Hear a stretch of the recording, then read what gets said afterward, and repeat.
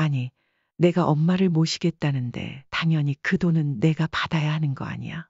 그리고 안 모셔도 내가 받아야지. 형은 그동안 아버지 공장으로 잘 먹고 잘 살았잖아. 또 그 얘기야. 언제까지 울고 먹을 거야. 나 아니었으면 그 공장은 지금 있지도 않았고 너는 공무원은커녕 그까짓 공부조차 못했을 거야. 어찌됐든 아버지 공장은 형이 받았으니까 원칙대로 하자면 이 집은 내가 받는 게 맞잖아. 그 대신 엄마도 우리가 모신다는 거고 멀쩡한 엄마를 갑자기 왜 모시겠다고 난리야. 그럴 거면 결혼할 때 이 집에서 그냥 살지.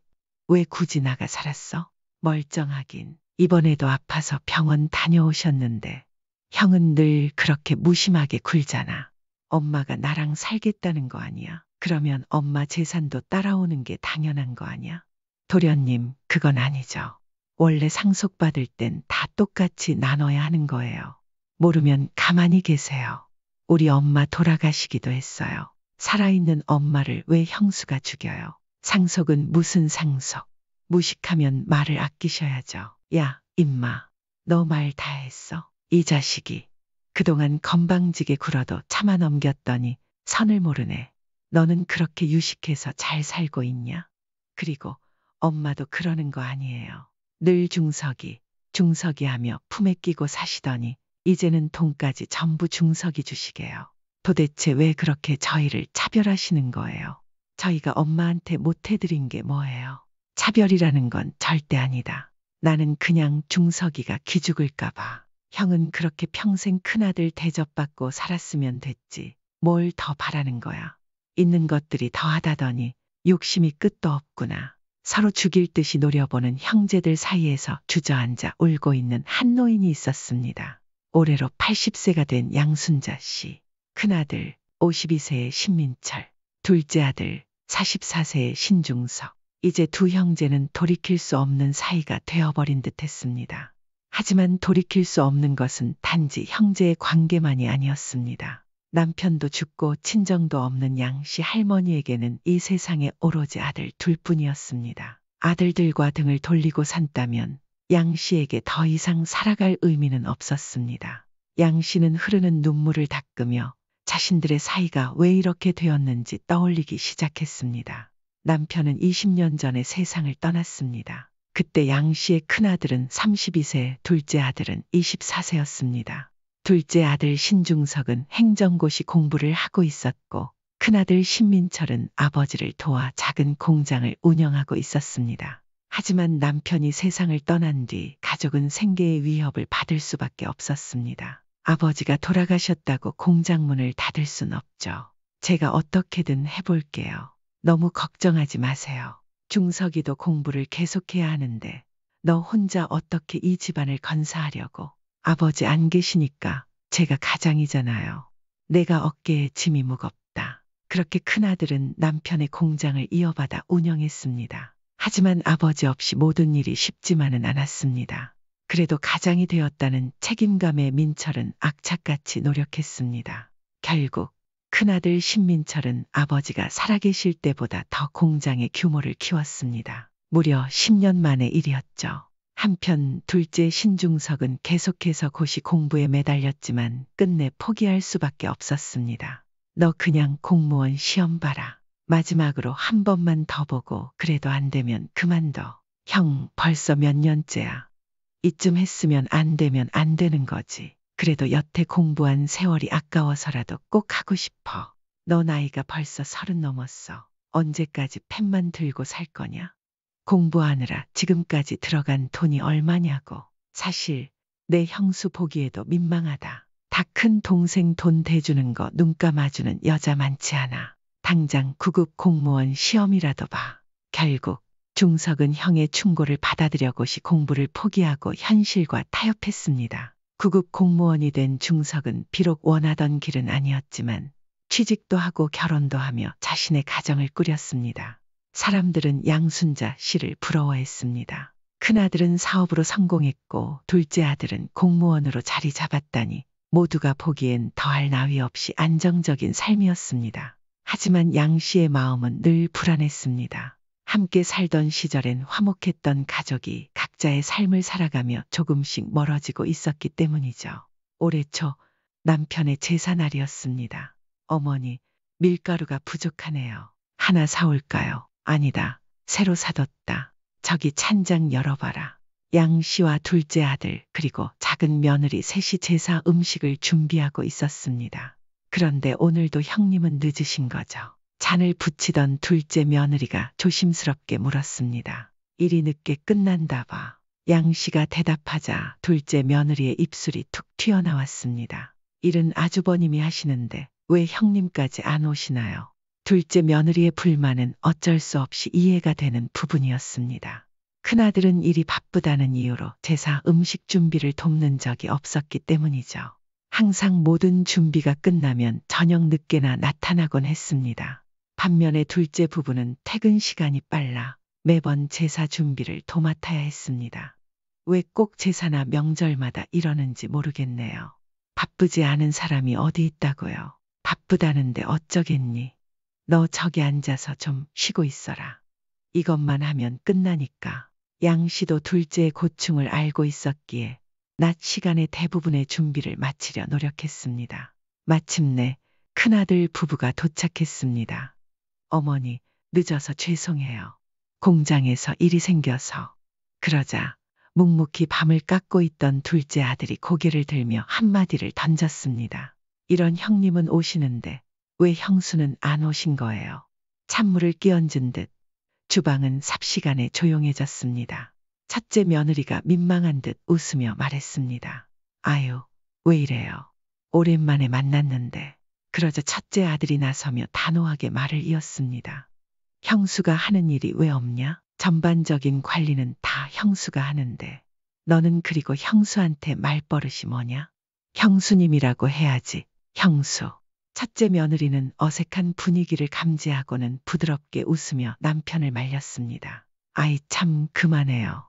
어머니, 이거 받으세요. 음식 준비는 못 도와드려서 죄송해요. 다음엔 꼭 일찍 올게요. 매년 듣는 말이었지만 양 씨는 모르는 청며느리가 내미는 봉투를 받았습니다. 이게 또 뭐냐? 봉투를 열어보니 5만 원짜리 10장이 들어있었습니다. 제사 음식장 보셨잖아요. 그리고 늦게 와서 죄송해서요. 항상 이런 식으로 봉투를 내미는 첫째 며느리에게 양 씨는 고맙다는 말보다 먼저 둘째 부부의 눈치를 보게 됐습니다. 힐끔 쳐다보자 둘째 아들 부부는 불만이 가득한 표정이었습니다. 일은 우리가 다 하고 돈으로 쉽게 공을 가로채네. 둘째 아들이 중얼거리는 소리가 들렸지만 첫째도 양 씨도 못 들은 척했습니다. 괜히 분위기를 더 험악하게 만들고 싶지 않았습니다. 그래, 고맙다. 일 때문이면 어쩔 수 없지. 양 씨는 조용히 말하며 덧붙였습니다. 내년부터는 제사에 이렇게 모이지 말고 나 혼자 밥 한술 떠놓고 내 아버지께 인사나 해야겠다. 사실 몇 년 전부터 해오던 생각이었습니다. 돈을 주는 첫째는 스스로 희생한다고 생각했고 제사 준비를 도맡아 하는 둘째 역시 자신을 희생자라고 여겼습니다. 이런 상황에서 양 씨는 희생자들만 남은 제사를 다 같이 지낼 이유를 찾을 수 없었습니다. 그 말을 들은 큰아들이 발끈했습니다. 무슨 그런 말씀을 하세요? 제사를 왜 안 지내요? 아버지 들으면 서운해하시겠어요. 그렇게 아버지가 서운해하시는 거 걱정되면 내년부터는 형하고 형수도 같이 준비해. 엄마 나이가 이제 80이야. 이러다 허리 부러지겠다고. 둘째 아들이 쏘아붙이자 큰아들은 목소리를 높였습니다. 이것 좀 도와준 것 가지고 생색은. 남자가 이런 걸로 꿍에 있냐? 꿍에 있는 게 아니라 사람이 돌아가며 지키자는 거야. 뭐가 그렇게 어려워. 공무원이라 그런가 봐. 되게 깐깐하게 구네. 공무원이랑 이게 무슨 상관이야? 언성은 점점 더 높아졌고 양 씨는 한숨을 내쉬었습니다. 역시나 둘의 성향 차이가 너무도 달라서 모이기만 하면 사사건건 부딪혔습니다. 큰아들은 유들유들한 성격이고 둘째는 내성적이고 꼼꼼한 성격이었으니 말이죠. 하지만 문제는 아들들만이 아니었습니다. 며느리들 역시 큰 갈등의 원인이 되고 있었습니다. 표면적으로는 친하게 지내는 것 같았지만 오랜 시간 가까이서 지켜본 양 씨는 이제 그 관계가 진짜가 아니라는 사실을 깨닫게 되었습니다. 이거 사과 좀 싱싱한 걸로 사지. 진작 말했으면 내가 백화점에서 사왔지. 그거 어머니가 사신 거예요. 어머, 그래요. 시장에서 사셨구나. 어머니, 오해하지 마세요. 저는 우리 아버님 제사에 좋은 거 올리려고 그런 거예요. 다음부턴 제가 사올게요. 전 부치는 거나 좀 도와주셨으면 좋겠는데. 그리고 형님, 그건 거기다 놓는 거 아니에요. 여기다 놓는 거 맞아. 작년에도 여기다 놨잖아. 형님은 어떻게 10년 동안에도 기억을 못 하시네요. 둘째 며느리가 웃으며 말하자 첫째 며느리는 화가 치밀었는지 이를 악물고 그녀를 노려보았습니다. 하지만 분했음에도 뭐라고 반박은 하지 못했습니다. 사실 첫째 며느리는 콤플렉스가 있었습니다. 둘째 아들과 며느리가 서울에 있는 4년제 대학을 졸업한 것과 달리 첫째 며느리는 고등학교 졸업이 전부였기 때문입니다. 이런 배경 때문인지 둘째 며느리는 가끔 첫째 며느리를 무시하는 듯한 발언을 하곤 했습니다. 서구는 요즘 공부 잘해요.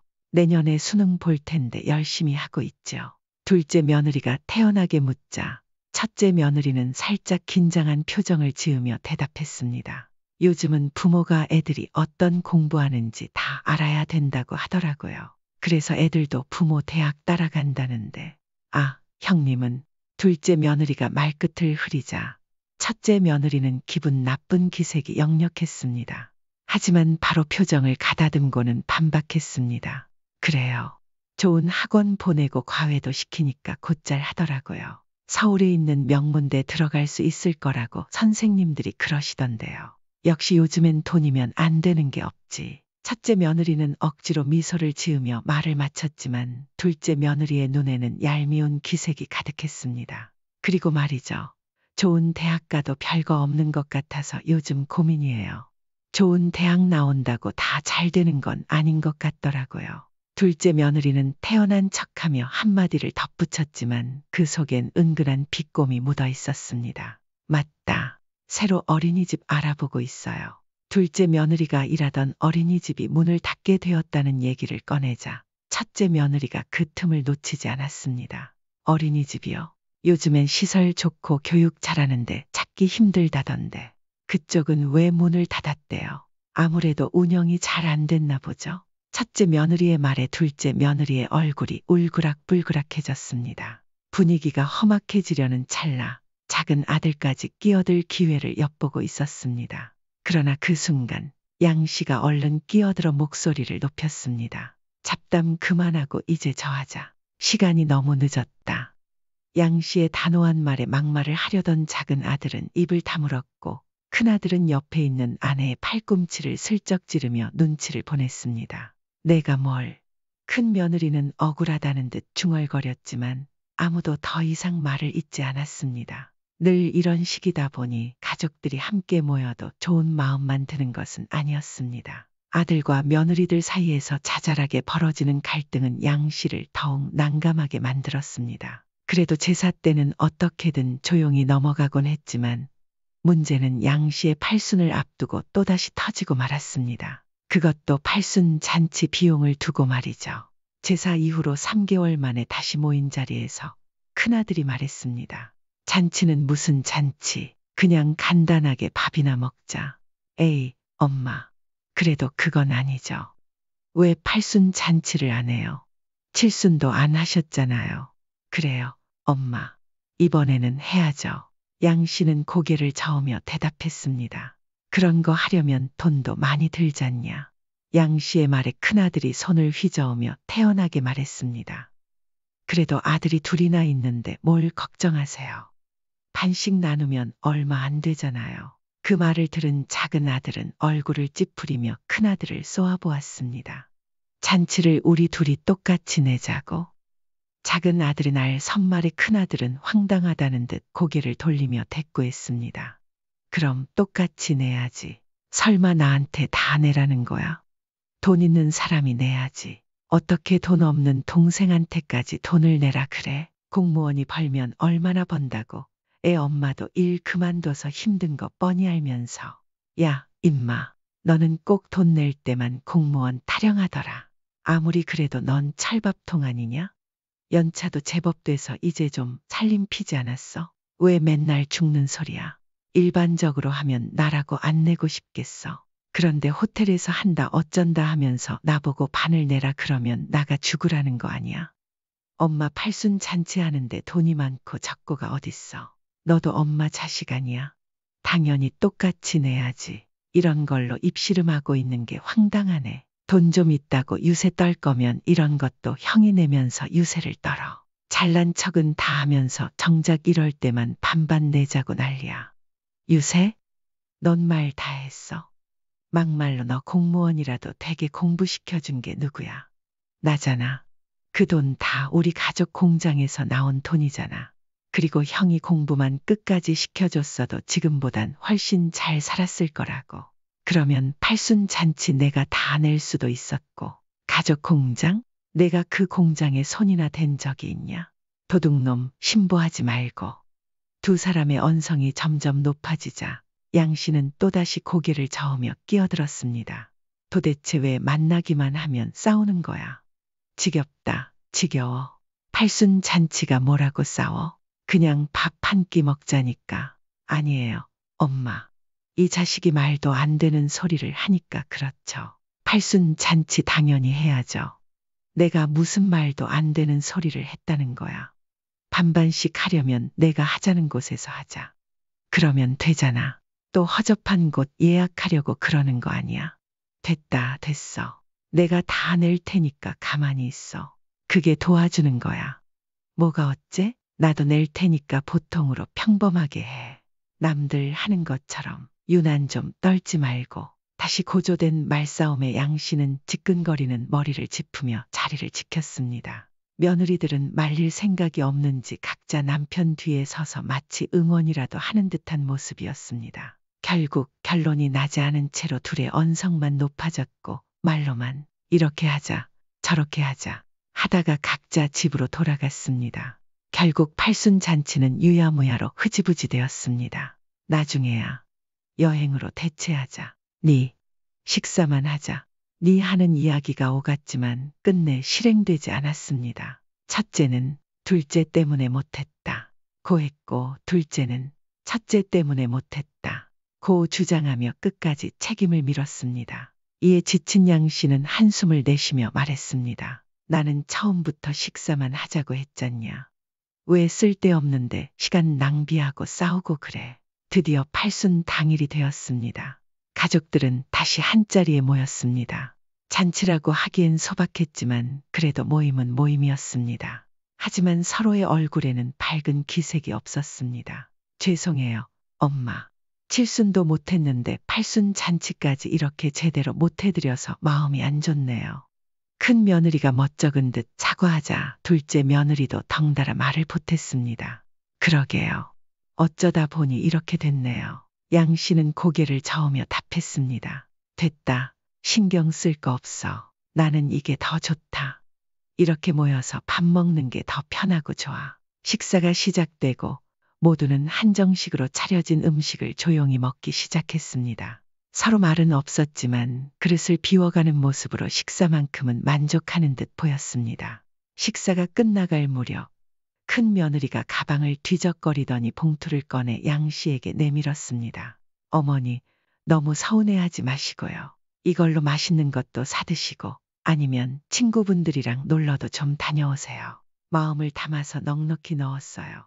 큰 며느리가 건넨 봉투를 양 씨가 열어보니 언뜻 보기에도 상당한 금액이 들어 있었습니다. 무슨 이렇게 큰 돈을 줘? 양 씨가 깜짝 놀라 묻자 큰 며느리는 태어난 듯 대답했습니다. 큰 돈은요? 무슨 자식 도리인데요. 큰 며느리의 말을 들으며 양 씨는 무심코 작은 아들 부부를 힐끔 쳐다보았습니다. 아니나 다를까 둘째 아들의 표정은 이미 굳어 있었습니다. 엄마, 저희는 큰 건 준비 못했고요. 곧 추워지니까 잠바 한 벌 사왔어요. 그래도 백화점에서 샀어요. 작은 며느리가 조심스레 쇼핑백을 건네며 남편과 눈빛으로 무언가 신호를 주고받는 모습이 보였습니다. 아이고 고맙다. 안 그래도 입던 게 다 터져서 새로 사야 하나 걱정했는데 마침 딱 좋은 걸 사줬네. 양 씨는 작은 아들의 형편을 잘 알기에 과하게 칭찬하며 옷을 축혀 세웠습니다. 저희가 나중에 돈 많이 벌면 더 좋은 거 사드릴게요. 작은 며느리가 주눅든 목소리로 말하자 양 씨는 웃으며 답했습니다. 아니다. 잠바가 딱 좋다. 어떻게 알고 이렇게 잘 샀니? 양 씨는 쇼핑백에서 옷을 꺼내 걸쳐 보였고 그제야 작은 아들 부부의 얼굴에 미소가 번졌습니다. 하지만 양 씨는 그 순간 큰아들 부부의 굳은 표정은 미처 살피지 못했습니다. 식사가 마무리될 즈음 양 씨는 잠시 화장실에 다녀오려고 자리에서 일어났습니다. 돌아오는 길 문을 열려던 순간 안에서 들려오는 대화 소리에 발이 멈췄습니다. 너는 그냥 엄마 생신도 아니고 팔순의 그깟 선물로 때워. 그러는 형은 용돈 드릴 거면 제발 좀 상의 좀 해. 형만 많이 드리면 끝이야. 내 입장은 생각 안 해. 드리려면 얼마 드리자고 얘기하고 반반씩 내면 좋잖아. 너 반반 싫어하잖아. 그래서 내가 더 드리겠다는데 그게 또 불만이야? 형은 왜 형밖에 몰라? 그런 건 기본 아니야? 아니다. 형한테 뭘 바라냐? 기본도 안 된 사람한테. 도련님, 말이 너무 심하시네요. 문 밖에서 이 모든 대화를 듣고 있던 양 씨는 머리를 짚을 수밖에 없었습니다. 이래도 싸우고 저래도 싸우는 자식들. 더 이상 이런 상황을 견딜 자신이 없었습니다. 식사를 서둘러 마치고 자식들이 배웅하겠다고 나서려는 것을 뿌리치며 양 씨는 서둘러 집으로 돌아왔습니다. 그래도 팔순인데 이게 무슨 기분인가 싶어 자식들 싸우는 꼴 더 봤다간 화병으로 쓰러지겠어. 양 씨는 잘 먹은 한정식도 소화되지 않는 듯 속이 더부룩했습니다. 그런데 그 더부룩한 느낌은 다음 날 그리고 다다음 날이 되어도 가시질 않았습니다. 며칠 후 양 씨는 갑작스러운 복통의 구급차를 타고 응급실로 실려갔습니다. 하지만 병명을 알 수 없다는 말만 들었을 뿐이었습니다. 의사는 단지 염증 수치가 높다. 조심해야 한다. 는 말만 남겼습니다. 홀로 집으로 돌아온 양 씨는 병원에서 처방받은 약을 먹고 약간 괜찮아진 기분이 들었지만 이번 일은 양 씨에게 큰 충격을 주었습니다. 며칠 뒤 우연히 둘째 아들과 통화하던 중 양 씨의 상태를 알게 된 작은 아들은 단호히 말했습니다. 그냥 그 집 팔고 저희 집으로 오세요. 아니면 저희가 그 집으로 들어갈게요. 엄마 연세도 있으신데 언제까지 혼자 계실 수는 없잖아요. 이번 일만 해도 큰일 날 뻔했잖아요. 이 정도로 끝난 게 다행이지 구급차 부를 정신도 없으셨으면 어쩔 뻔했어요. 둘째 아들의 말에 양 씨는 한동안 아무 말도 할 수 없었습니다. 오래도록 건강할 줄만 알았던 자신이었지만 이번 일은 큰 두려움을 남겼습니다. 그래, 알았다. 한번 생각해 보마. 하지만 큰아들과 상의하지 않을 수는 없었습니다. 고민 끝에 작은 아들과 함께 사는 것이 좋겠다는 결론에 이르자 양 씨는 큰아들에게 전화를 걸었습니다. 작은 아들과 나눈 대화를 전하자 큰아들은 한숨 섞인 목소리로 대답했습니다. 그러면 어쨌든 그 집을 팔아서 중석이네 집으로 들어가시거나 아니면 중석이가 그 집으로 들어간다는 거네요. 그래, 너희는 애들이 둘이니까 중석이는 아직 애도 없고 그건 다 좋은데요. 만약 그 집을 판다면 그 돈은? 양 씨는 당황했습니다. 그 문제에 대해 깊게 생각해 본 적이 없었기 때문입니다. 중석이가 그 돈 달라고 하겠죠? 아니다. 그런 말은 안 했어. 말만 안 했지 당연히 그 생각하고 모신다고 했겠죠. 큰아들의 날카로운 말에 양 씨는 문득 작은 아들에게 그 돈을 주는 것도 맞는 것 같다는 생각이 들었습니다. 어차피 자신을 끝까지 모시려면 돈이 필요할 테니까요. 그래, 달라 그러면 줘야지. 뭐 중석이 요즘 생활이 어렵다 하지 않니? 잠시 동안 전화기 너머로 침묵이 흘렀습니다. 그리고 큰아들이 조용히 말을 이었습니다. 예, 용철아. 끊었나? 아니에요. 안 끊었어요, 엄마. 근데 아무래도 이렇게 전화로 간단히 얘기하고 지나갈 문제는 아닌 것 같네요. 주말에 제가 그리로 갈게요. 큰아들의 기세가 심상치 않았습니다. 만나면 또 싸움이 날 것이 뻔했기에 양 씨는 이 만남을 피하고 싶었습니다. 하지만 이미 돈 이야기가 나온 이상 얼렁뚱땅 넘어갈 수는 없는 상황이었습니다. 그러면 이 집 팔아서 너도 조금 주마. 조금이야? 조금이라는 단어가 큰아들의 심기를 건드렸는지 그의 목소리가 확 높아졌습니다. 그래도 넌 먹고 살 만하지 않니? 그런 문제가 아니잖아요. 아니에요. 주말에 뵙고 말씀드릴게요. 쉬세요. 양 씨가 대답도 하기 전에 전화는 끊어졌습니다.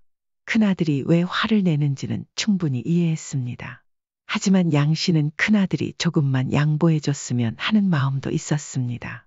잘 사는 큰아들은 이제 걱정할 것이 없었지만 작은아들은 늘 걱정거리였습니다. 양 씨의 마음 한구석에는 작은 아들을 끝까지 공부시키지 못한 죄책감이 자리 잡고 있었습니다. 또한 없는 살림의 고단함을 잘 알기에 작은 아들이 조금이라도 여유 있는 삶을 살았으면 좋겠다는 바람도 있었습니다. 아파트를 팔아도 대단한 금액이 나오진 않겠지만 지금보다 작은 아들이 형편을 나아지게 만드는 데는 충분할 터였습니다. 반면 그 돈은 큰아들에게 있어도 그만, 없어도 그만일 것 같았습니다. 주말이 오기까지 양 씨는 불편한 마음으로 며칠을 보냈습니다. 그리고 드디어 아침 일찍 큰아들, 작은아들 그리고 며느리들이 집에 도착했습니다. 집 안에 들어와 전부 자리에 앉을 때까지 모두는 아무 말도 하지 않았습니다. 폭풍 전야 같은 불길한 침묵이 계속되었습니다. 그래서 어떻게 하면 좋겠냐? 양 씨의 지친 목소리에 큰아들이 날 선말투로 따졌습니다. 왜 일을 그렇게 처리하려고 하세요? 이건 너무 불공평하잖아요. 그러자 작은아들이 억울하다는 듯 목소리를 높였습니다. 아니, 내가 엄마 모시겠다는데 당연히 그 돈은 내가 받아야 하는 거 아니야? 그리고 안 모셔도 내가 받아야지. 형은 그동안 아버지 공장으로 잘 먹고 잘 살았잖아. 또 그 얘기냐? 언제까지 울고 먹을 거야? 나 아니었으면 그 공장은 지금 있지도 않았고 너는 공무원은커녕 그 나이까지 공부도 못했어. 어찌됐든 아버지 거였던 공장을 형이 받았으니까 원칙대로 하자면 이 집은 내가 받는 게 맞잖아. 그 대신 엄마도 우리가 모신다는 거고. 멀쩡한 엄마를 갑자기 왜 모시겠다고 난리야. 그럴 거면 결혼할 때 이 집에서 그냥 살지. 왜 굳이 나가 살았어? 멀쩡하긴. 이번에도 병원 다녀오셨잖아. 형은 늘 그렇게 무심하잖아. 엄마가 나랑 살겠다는 거 아니야? 그러면 엄마 재산도 같이 따라오는 게 당연한 거 아니야? 둘째 며느리가 끼어들었습니다. 도련님, 그건 아니죠. 원래 상속은 다 똑같이 나눠야 되는 거예요. 모르면 가만히 계세요. 그러자 작은 아들이 언성을 높였습니다. 우리 엄마 돌아가시기라도 했어요. 살아있는 엄마를 왜 형수가 죽여요? 상속은 무슨 상속? 무식하면 말을 아끼세요.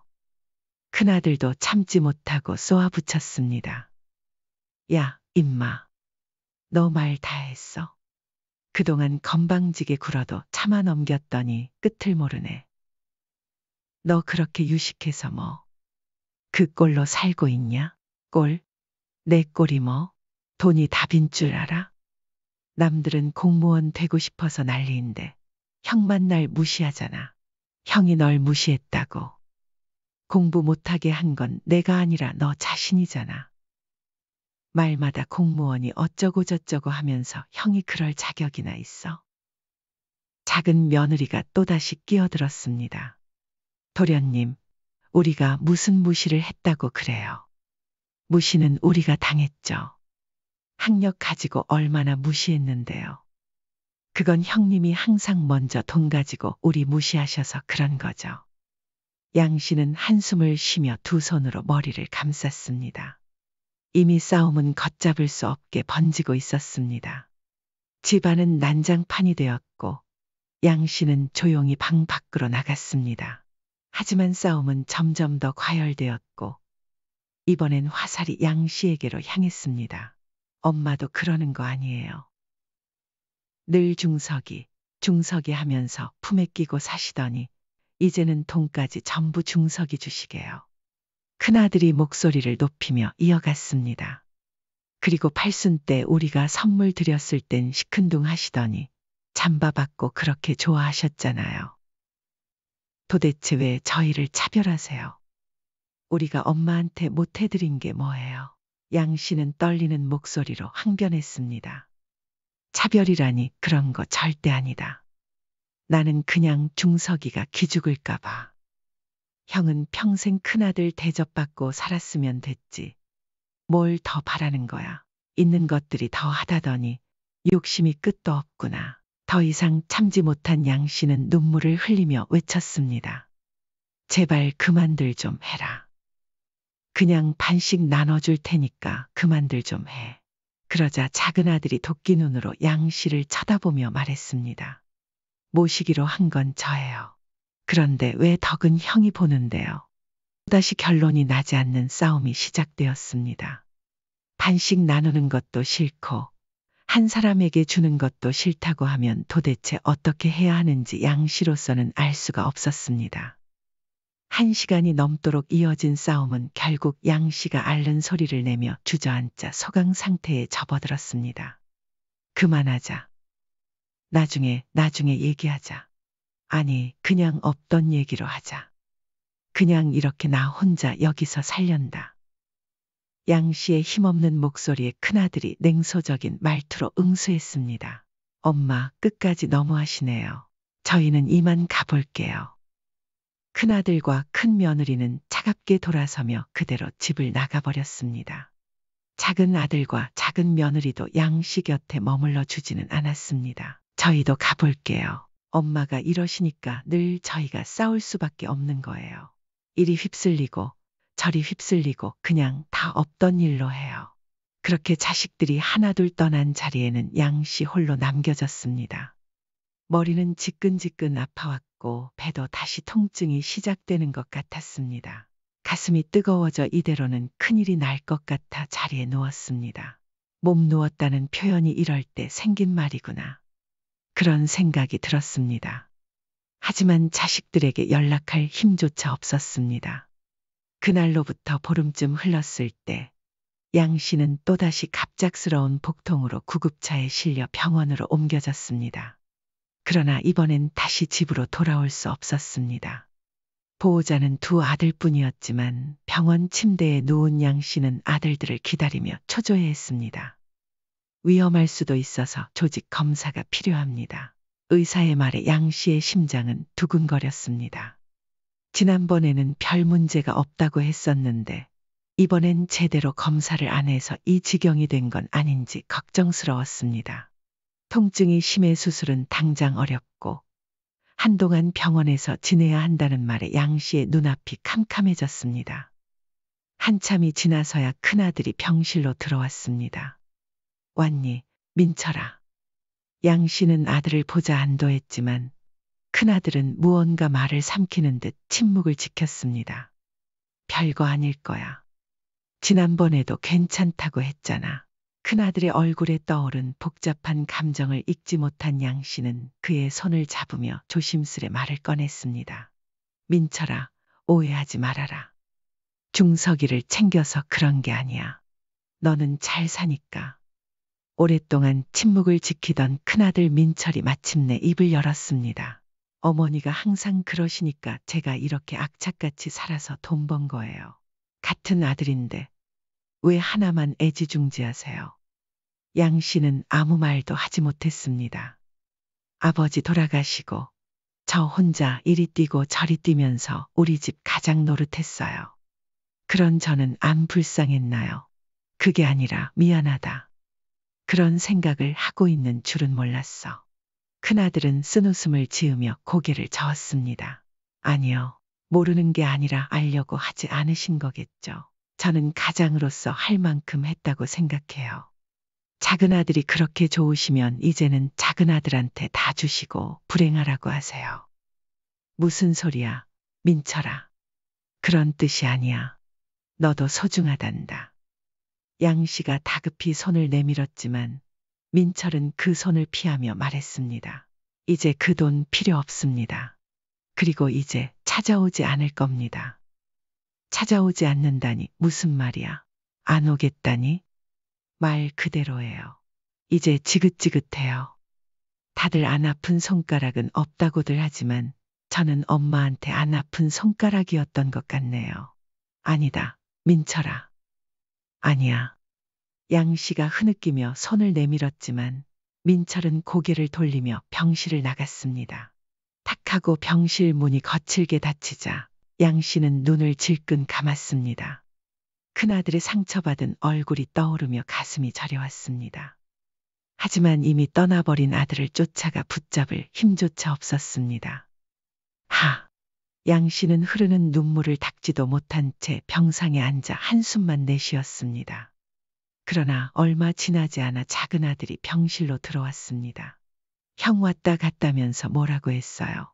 양 씨는 입을 열지 못했습니다. 대답이 없자 작은 아들은 숨을 고르며 차분한 목소리로 말을 이어갔습니다. 제가 곰곰이 생각해 봤어요. 근데요, 엄마, 제가 이렇게 돈 없이 살고 하고 싶은 거 못하면서 산 게 너무 억울해요. 그 공장, 제 거 아니잖아요. 그거 형한테 주고 저한텐 뭐라도 하나 챙겨준 적 있으세요? 결혼할 때 저는 집도 없이 전세 살면서 시작했어요. 내가 집 한 칸 마련하려고 얼마나 발버둥을 쳤는지 아세요? 작은 아들의 목소리는 점점 격앙되었습니다. 그렇게 돈 자랑하던 형은 저한테 한 푼이라도 도와준 적이 있나요? 근데 이제 와서 그 집까지 어떻게 나누라고 하세요? 저는 당연히 그 집이 제 몫이라고 생각했어요. 양 씨는 아무 대답도 하지 못한 채 눈물만 흘렸습니다. 작은 아들은 쓰게 웃으며 말을 이었습니다. 돈 많은 형은 그 집까지 가져가겠다고 그러고 엄마는 그걸 또 동조하시고 그러면 어머니, 둘째 며느리는 굳이 시어머니 모시고 싶겠어요. 저는 그렇게 말 못해요. 우리 집 가장은 형이잖아요. 형이 엄마 모시면 되겠네요. 엄마도 그게 더 좋으신 거죠? 아니야, 그런 게 아니야. 양 씨가 어렵게 입을 열었지만 작은 아들은 말끝을 자르며 쏘아붙였습니다. 늘 형을 더 사랑하셨으니까요. 그리고 작은 아들도 병실을 떠나버렸습니다. 양 씨는 아니다. 라는 단 한마디도 끝내 뱉어내지 못한 채 병상에 누웠습니다. 흐르는 눈물은 차갑지 않았습니다. 너무 뜨거워 마치 핏물이 아닌가 하는 생각마저 들었습니다. 왜 이렇게 우리 가족이 깨져버린 걸까? 양 씨는 가슴에 손을 얹고 천천히 생각했습니다. 두 아들은 모두 너무나 사랑스러웠고 둘 다 자신에겐 아프지 않은 손가락이 없었는데 왜 두 아들은 자신이 사랑받지 못했다고 느꼈을까? 내가 잘못했구나. 양 씨는 비로소 자신이 잘못했다는 사실을 인정할 수밖에 없었습니다. 두 아들의 마음에 닿지 못한 것이 결국 자신의 책임이라는 생각이 들었습니다. 하지만 이미 늦었습니다. 병실 문이 닫히며 사라진 두 아들의 뒷모습이 머릿속에서 지워지지 않았습니다. 그들의 마음을 돌릴 방법이 있을까? 양 씨는 끝내 해답을 찾지 못했습니다. 자신이 무엇을 할 수 있을지 고민에 고민을 거듭했지만 모든 것이 가슴에 얹힌 채로 한숨만 깊어졌습니다. 얼마 후 병실로 들어온 간호사가 양 씨의 어깨를 흔들며 물었습니다. 괜찮으세요? 무슨 일 있으신 건 아니죠? 양 씨는 간호사를 바라보며 작게 고개를 저었습니다. 괜찮아요. 하지만 그 목소리는 떨리고 있었습니다. 양 씨의 시선은 창밖을 향했지만 창밖의 하늘은 더없이 흐리고 답답해 보였습니다. 가족은 깨졌고 양 씨의 마음은 더 이상 회복될 수 없는 곳까지 상처받았습니다.